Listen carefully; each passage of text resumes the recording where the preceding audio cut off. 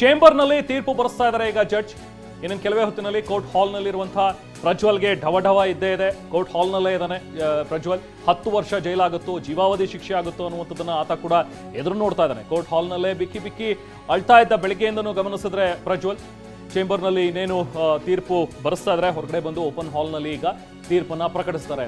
In fact ಒಂದು correction, 34 ವರ್ಷ ಈ ಪ್ರಜ್ವಲ್ಗೆ, ಇನ್ನು 36 37 ಆಗಿಲ್ಲ, ಇನ್ನು 34 ವರ್ಷದ ಪ್ರಾಯದ ಒಬ್ಬ ವ್ಯಕ್ತಿ ಈಗಲೇ ಆತನ ಅಧಿಕಾರದ ದುರುಪಯೋಗವನ್ನು ಪಡಿಸ್ಕೊಂಡು ಯಾವ ಮಟ್ಟಕ್ಕೆ ತನ್ನ ಜೀವನವನ್ನು ಹಾಳು ಮಾಡ್ಕೊಂಡಿದ್ದಾನೆ ಅನ್ನುವಂಥದ್ದು.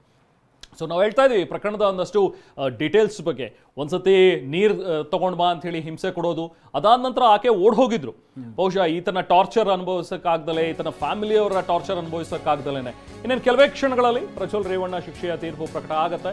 ಪ್ರಜ್ವಲ್ ತೀರ್ಪು ಹಿನ್ನೆಲೆಯಲ್ಲಿ HD ರೇವಣ್ಣ ವಿಶೇಷ ಪೂಜೆಯನ್ನ ಹಮ್ಮಿಕೊಂಡಿದ್ದಾರೆ. ಹೊಳೆನರಸೀಪುರದಲ್ಲಿ ಮನೆ ದೇವರಿಗೆ ಪೂಜೆಯನ್ನ ಸಲ್ಲಿಸಿದ್ದಾರೆ ರೇವಣ್ಣ. ಪೂಜೆ ಮುಗಿಸಿ ಆತಂಕದಲ್ಲೇ ಬೆಂಗಳೂರಿಗೆ ಬರ್ತಾ ಇದ್ದಾರೆ ಇನ್ನು ರೇವಣ್ಣ. ಅಂದರೆ ಇನ್ಫ್ಯಾಕ್ಟ್ ಈಗ ನಮ್ಮ ಪ್ರತಿನಿಧಿ ಸುನೀಲ್ ಕೂಡ ಅಲ್ಲಿ ಮನೆ ಹತ್ರ ಇದ್ದಾರೆ. ಆದರೆ ಇನ್ನೂ ರೇವಣ್ಣ ಅವ್ರು ಬಂದಿಲ್ಲ, ಇನ್ನು ಹೊರಟಿದ್ದಾರೆ ಹೊಳೆನರಸೀಪುರದಿಂದ ಅನ್ನುವಂಥದ್ದು ಸಿಕ್ಕಿರುವಂಥ ಮಾಹಿತಿ. ಇವತ್ತು ಶಿಕ್ಷೆಯ ಪ್ರಮಾಣ ಇನ್ನೇನು ಪ್ರಕಟವಾಗುತ್ತೆ. ಅದಾದ ನಂತರ ಇವರ ಬೆಳವಣಿಗೆಗಳೇನಿರುತ್ತೆ, ಅಥವಾ ಇವರು ಹೋಗಿ ಭೇಟಿ ಮಾಡ್ತಾರಾ, ಏನು ಕತೆ ಅನ್ನುವಂಥದ್ದು ನೆಕ್ಸ್ಟ್ ನಾವಿಲ್ಲಿ ಗಮನಿಸಬೇಕು. ಸೊ ಇದಿಷ್ಟು ಈ ಪ್ರಕರಣದ ಡೀಟೇಲ್ಸ್. ಹಾಗೆ ನಾವು ಮಾತಾಡ್ತಾ ಇದ್ದ ಹಾಗೆ ಒಂದ್ಸತಿ ನೀರು ತಗೊಂಡ್ ಬಾ ಅಂತ ಹೇಳಿ ಹಿಂಸೆ ಮಾಡೋದು, ಅದಾದ ನಂತರ ಆತ ಓಡ್ ಹೋದ್ಮೇಲೆ ಮತ್ತೆ ವಾಪಸ್ ಆಕೆ ತನ್ನ ಬಟ್ಟೆ ತಗೊಳ್ಳೋದಕ್ಕೆ ಅಂತ ಹೇಳಿ ಬಂದಾಗ್ಲೂ ಕೂಡ ಬಟ್ಟೆ ಎಲ್ಲ ರೂಮಲ್ಲಿದೆ, ಹೋಗಿ ಎತ್ಕೊಂಡು ಹೋಗಿ ಒಗೆಯಕ್ಕೆ ಹೋಗು ಅಂತ ಹೇಳಿ ಬೈದಿದ್ದು ಗದ್ರಿದ್ದು, ಆಕೆ ರೂಮ್ ಒಳಗೆ ಹೋಗೋದಕ್ಕೂ ಕೂಡ ಪಾಪ ಹಿಂಜರಿತಾ ಇದ್ರು. ಆದ್ರೂ ಬಲವಂತ ಮಾಡಿ ರೂಮ್ ಒಳಗೆ ಕಳ್ಸಿದ್ಮೇಲೆ ಮತ್ತೆ ಬಾಗ್ಲಿ ಚಿಲ್ಕ ಹಾಕೊಂಡು ನನ್ನ ಮೇಲೆ ಈ ತರದ ಅತ್ಯಾಚಾರವನ್ನ ಎಸಗಿದ್ರು ಅನ್ನುವಂಥದ್ರ ಬಗ್ಗೆ ಎಲ್ಲವೂ ಕೂಡ ಚಾರ್ಜ್ ಶೀಟ್ ನಲ್ಲಿ ಈ ವಿಚಾರಗಳು ಈಗ ನಮೂದಾಗಿವೆ. ಮಾತು ಮನೆಗೆಲಸದ ಮಹಿಳೆಯ ಅತ್ಯಾಚಾರ ಕೇಸ್ಗೆ ಸಂಬಂಧಪಟ್ಟ ಹಾಗೆ ಪ್ರಜ್ವಲ್ ಕೃತ್ಯದಿಂದ ಅವರ ಕುಟುಂಬ ಬಹಳ ನೊಂದಿತ್ತು. ಪ್ರಕರಣ ಬೆಳಕಿಗೆ ಬಂದ ಬಳಿಕ ಮನೆ ತೊರೆದಿದೆ ಕುಟುಂಬ.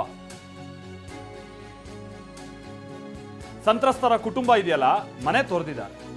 ದೂರುದಾರ ಮಹಿಳೆ ಎಲ್ಲಿದ್ದಾರೆ ಅನ್ನುವಂಥ ಮಾಹಿತಿ ಯಾರಿಗೂ ಇಲ್ಲ.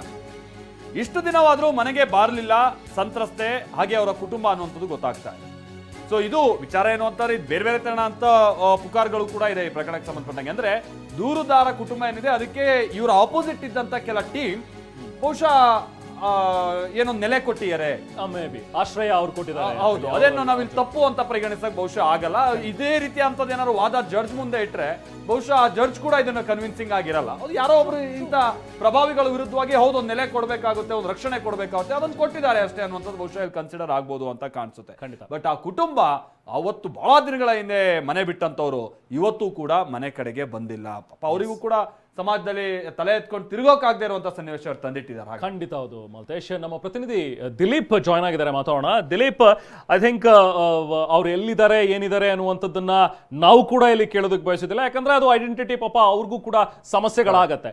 ಬಟ್ ಎಲ್ಲೋ ಒಂದ್ ಕಡೆ ಸೇಫ್ ಆಗಿರ್ಲಿ ಅನ್ನುವಂಥದ್ದು ಅಷ್ಟೇ ಇಲ್ಲಿರುವಂತಹ ಉದ್ದೇಶ. ಬಟ್ ಅವ್ರಿದ್ದಂತಹ ಮನೆ ಆ KR ನಗರದಲ್ಲಿ ಈಗ ಸದ್ಯಕ್ಕೆ ಹೇಗಿದೆ ಒಂದು ಪರಿಸ್ಥಿತಿ? ಯಾಕಂದ್ರೆ ಅಲ್ಲಿ ಯಾರು ಬಂದಿಲ್ಲ, ಇವ್ರನ್ನು ಕೂಡ ಗ್ರಾಮಸ್ಥರು ಎಷ್ಟೋ ದಿನಗಳಾಗಿದೆ ನೋಡಿಲ್ಲ ಅನ್ನುವಂಥದ್ದು. ಸೊ ಸದ್ಯಕ್ಕೆ ಹೇಗಿದೆ ಅಲ್ಲಿನ ಅನ್ಸುತ್ತೆ. ಜೊತೆಗೆ ಇವತ್ತು ಆದೇಶ ಬೇರೆ ಪ್ರಕಟ ಆಗ್ತಾ ಇರೋದ್ರಿಂದಾಗಿ ಸಹಜವಾಗಿ ಆ ಗ್ರಾಮದಲ್ಲಿ ನೀವಿರುವಂತಹ ಒಂದು ಜಾಗದಲ್ಲಿ ಸದ್ಯಕ್ಕಿನ ಪರಿಸ್ಥಿತಿ ಹೇಗೆ ವಿವರಿಸಬಹುದು ದಿಲೀಪ್? ರಾಮನ್, ಇದು ಈ ಒಂದು ಪ್ರಕರಣ ಯಾವಾಗ ಬೆಳಕಿಗೆ ಬಂದ ಸಂದರ್ಭದಲ್ಲಿ ಆಕೆ ಮಹಿಳೆ ಯಾರು ಅನ್ನುವಂಥದ್ದು ಪ್ರಶ್ನೆ ಇತ್ತು. ತದನಂತರ ಆಕೆ KR ನಗರದ ಮೂಲದ ಮಹಿಳೆ ಅನ್ನುವಂಥದ್ದು ಕೂಡ ಗೊತ್ತಾಗ್ತು. ತದನಂತರ ಆಕೆಯ ಕಿಡ್ನಾಪ್ ಆಗುತ್ತೆ. ಕಿಡ್ನಾಪ್ ಆದ ನಂತರ ಆಕೆಯನ್ನ ಮೈಸೂರಿನ ಹುಣಸೂರಿನ ತೋಟವೊಂದರಲ್ಲಿ ಒಂದಷ್ಟು ದಿನ ಇರಿಸ್ತಾರೆ. ತದನಂತರ ಆಕೆಯನ್ನ ಸೆಕ್ಯೂರ್ ಮಾಡುವಂಥ ಕೆಲಸವನ್ನು ಪೊಲೀಸರು ಮಾಡ್ತಾರೆ. ತದನಂತರ ಆಕೆಯ ವಿಚಾರವನ್ನ ಡಿಸ್ಕ್ಲೋಸ್ ಮಾಡಲಿಕ್ಕೆ ಪೊಲೀಸರು ಮುಂದಾಗಲ್ಲ. ಯಾಕಂದ್ರೆ ಆಕೆಯನ್ನ ಕರೆದುಕೊಂಡು ಹೋಗಿ ವಿಚಾರಣೆ ಮಾಡುವಂಥದ್ದು, ಬೇರೆ ಬೇರೆ ಕೆಲಸಗಳನ್ನ ಮಾಡುವಂಥ ಕೆಲಸವನ್ನ ಮಾಡ್ತಾರೆ ಪೊಲೀಸರು. ತದನಂತರ ಆತನ ಕುಟುಂಬಸ್ಥರು ಕೂಡ ಒಂದು ರಕ್ಷಣೆ ಕೊಡುವಂಥ ಕೆಲಸವನ್ನು ಮಾಡ್ತಾರೆ. ಮೊದಲನೇದಾಗಿ ಆಕೆ ಕಿಡ್ನಾಪ್ ಆಗುತ್ತೆ. ಕಿಡ್ನಾಪ್ ಆಗಿ ಹಾಗೆ ಮತ್ತೆ ಮನೆಗೆ ಹೋಗ್ತಾಳೆ. ಮನೆಗೆ ಹೋದ ಸಂದರ್ಭದಲ್ಲಿ ಇಡೀ ಕುಟುಂಬಸ್ಥರಿಗೆ ರಕ್ಷಣೆ ಕೊಡುವಂಥದ್ದು, ಆ ಮನೆ ಬಳಿಗೆ ಯಾರಿಗೂ ಹೋಗಬಾರ್ದು ಅನ್ನುವಂಥ ನಿಟ್ಟಿನಲ್ಲಿ ಕೂಡ ಸೂಚನೆಯನ್ನ ಪೊಲೀಸರು ಕೊಟ್ಟಿದ್ದಾರೆ. ಯಾಕಂದರೆ ಆ ಮಹಿಳೆಯ ವಿಚಾರ ಮತ್ತೆ ಮಹಿಳೆಯ ಗುರುತು ಯಾರಿಗೂ ಕೂಡ ಗೊತ್ತಾಗಬಾರ್ದು ಅನ್ನುವಂಥ ನಿಟ್ಟಿನಲ್ಲಿ ಈ ಎಲ್ಲ ಕೆಲಸವನ್ನು ಮಾಡಿದ್ದಾರೆ. ಸದ್ಯಕ್ಕೆ ಆ ಪ್ರಕರಣ ಯಾವಾಗ ಆಯಿತು, ವಿಚಾರಣೆಗಳು ನಡೀತು. ವಿಚಾರಣೆಗಳು ನಡೆದ ನಂತರ ಆಕೆ ಎಲ್ಲೋದ್ರು ಮತ್ತೆ ಆ ಕುಟುಂಬಸ್ಥರು ಎಲ್ಲೋದ್ರು ಅನ್ನೋದು ಕೂಡ ಈವರೆಗೂ ಕೂಡ ಯಾರು ಯಾರಿಗೂ ಕೂಡ ಗ್ರಾಮಸ್ಥರಿಗೆ ಗೊತ್ತಾಯಿಲ್ಲ. ಯಾಕಂದರೆ ಸಾಕಷ್ಟು ರಾಜಕಾರಣಿಗಳು ಆಕೆಯನ್ನು ರಕ್ಷಣೆ ಮಾಡಲಿಕ್ಕೆ, ಆಕೆಯನ್ನು ಮನವೊಲಿಸುವ ಕೆಲಸ ಮಾಡ್ತಾ ಇದ್ದಾರೆ ಅನ್ನುವಂಥ ಕೂಡ ಆರೋಪಗಳಿತ್ತು. ಈ ಎಲ್ಲ ಕಾರಣದಿಂದಾಗಿ ಆಕೆಯನ್ನು ಬೇರೆ ಬೇರೆ ಅಂದರೆ ಆ ಕುಟುಂಬಸ್ಥರ ಸದಸ್ಯರನ್ನೆಲ್ಲವೂ ಬೇರೆ ಕಡೆಗೆ ಸ್ಥಳಾಂತರ ಮಾಡಿ ರಕ್ಷಣೆ ಮಾಡುವಂಥ ಕೆಲಸ ಮಾಡಿದ್ದಾರೆ ಅನ್ನುವಂಥ ಕೂಡ ಮಾಹಿತಿ ಗೊತ್ತಾಗ್ತಾ ಇರುವಂಥದ್ದು. ಆದರೆ ಈಗ ಆಕೆ ಮತ್ತು ಆಕೆಯ ಕುಟುಂಬಸ್ಥರು ಎಲ್ಲೂ ಇದ್ದಾರೆ, ಯಾರಿಗೂ ಕೂಡ ಮಾಹಿತಿಯೂ ಗೊತ್ತಾಗಿಲ್ಲ. ಸದ್ಯಕ್ಕೆ ಆ ಗ್ರಾಮಸ್ಥರಿಗೂ ಕೂಡ ಯಾವುದೇ ರೀತಿಯಂಥ ಮಾಹಿತಿ ಇಲ್ಲ. ಈ ಘಟನೆ ನಡೆದ ಸಂದರ್ಭದಿಂದನೂ ಕೂಡ ಆ ಕುಟುಂಬಸ್ಥರು ಒಂದೆರಡು ಸದಸ್ಯರು ಸಂಪರ್ಕ ಹೊರತುಪಡಿಸಿದ್ರೆ ಇನ್ನುಳಿದಂತೆ ಅವರ ಗುರುತು ಯಾವ ಸ್ಥಳದಲ್ಲಿದ್ದಾರೆ, ಎಲ್ಲಿ ವಾಸ ಮಾಡ್ತಾ ಇದ್ದಾರೆ, ಅದು ಯಾವುದೂ ಕೂಡ ಮಾಹಿತಿ ಇಲ್ಲ. ಒಟ್ಟಾರೆಯಾಗಿ ಇಡೀ ಗ್ರಾಮಸ್ಥರು ಕೂಡ ಕುತೂಹಲ ಇರುವಂಥದ್ದು. ಯಾಕಂದರೆ ಅವರು ಕುಟುಂಬಸ್ಥರು ಎಲ್ಲೋದ್ರು ಅನ್ನುವಂಥದ್ದು ಕೂಡ ಈಗಲೂ ಕೂಡ ನಿಗೂಢವಾಗಿರುವಂಥದ್ದು. ಈ ಕಾರಣದಿಂದಲೇ ಎಲ್ಲೋ ಒಂದು ಕಡೆ ಗ್ರಾಮಸ್ಥರು ಕೂಡ ಆತಂಕ ಇರುವಂಥದ್ದು. ಯಾಕಂದರೆ ಆ ಊರಲ್ಲಿ ಅಷ್ಟು ವರ್ಷ ಜೀವನ ಮಾಡ್ಕೊಂಡಿದ್ದಂಥ ಸದಸ್ಯರುಗಳು ಈಗ ಏಕಾಏಕಿ ಗ್ರಾಮ ಬಿಟ್ಟಿದ್ದಾರೆ ಅಂದರೆ ನಿಜಕ್ಕೂ ಕೂಡ ಅವ್ರಿಗೂ ಕೂಡ ಆತಂಕ ಇರೋದು. ಆದರೆ ಅವರು ಎಲ್ಲೋ ಒಂದು ಕಡೆ ಸೇಫ್ ಆಗಿದ್ದಾರೆ ಅನ್ನುವಂಥದ್ದು ಕೂಡ ಮಾಹಿತಿ ಸಿಕ್ತಿರುವ ಕಾರಣಕ್ಕೋಸ್ಕರ ಒಂದಷ್ಟು ಅವರ ನೆಂಟರಿಷ್ಟರು ಕೂಡ ನಿಟ್ಟುಸಿರು ಬಿಟ್ಟಿರುವಂಥದ್ದು. ರೆಹಮಾನ್.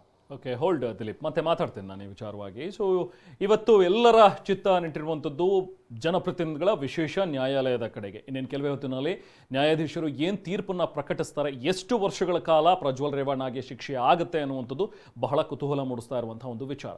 ಇನ್ಫ್ಯಾಕ್ಟ್ ಅವರು ಇವತ್ತು ವಾದ ಮಂಡನೆ ಸಂದರ್ಭದಲ್ಲಿ ನಳಿನಾ ಮಾಯಗೌಡ ಅವರು ಹೇಳಿದ್ದು, ಪ್ರಜ್ವಲ್ ಹೇಳಿದ್ದು ವಿಚಾರಗಳನ್ನು ನೋಡಿದ್ರೆ ರಾಜಕೀಯ ಪ್ರೇರಿತವಾಗಿ ನನ್ನ ಮೇಲೆ ದುರುದ್ದೇಶ ಇಟ್ಕೊಂಡು ಈ ವಿಡಿಯೋಗಳನ್ನು ಬಿಟ್ಟರು ಅಂತ. ಹೌದು, ಬಟ್ ಈತ ಮಾಡಿರುವಂಥದ್ದು ನಿಜ ಸತ್ಯ ಅನ್ನುವಂಥದ್ದು ಈಗಾಗಲೇ ಪ್ರೂವ್ ಆಗಿದೆ. ಹೌದು. ಸೊ ಈತ ಮಾಡಿರೋದಕ್ಕೆ ತಾನೇ ಆ ವಿಡಿಯೋ ಹೊರಗಡೆ ಬಂತು. ಬಟ್ ಯಾವ ಸಂದರ್ಭದಲ್ಲಿ ಬಂತು, ಯಾಕೆ ಬಂತು ಅನ್ನುವಂಥದ್ದು ಅದು ಬೇರೆ ಚರ್ಚೆ. ಹೌದು.